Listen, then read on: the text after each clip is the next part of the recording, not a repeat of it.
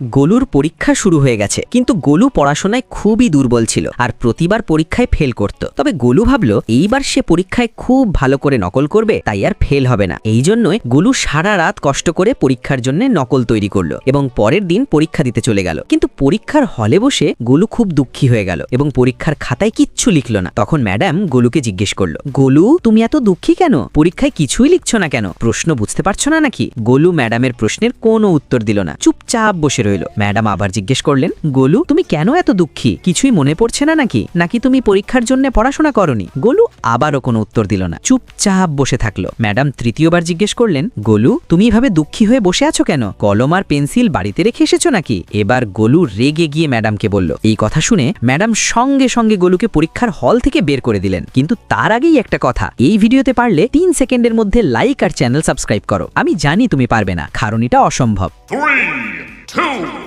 1, go! এখন মন দিয়ে শোনো। গোলু বলল, এই চুপ করো আমার মা, তুমি কলম আর পেন্সিল নিয়ে পড়ে আছো, আমি এখানে ভুল সাবজেক্টের নকল নিয়ে এসেছি, বুঝতে পারছো?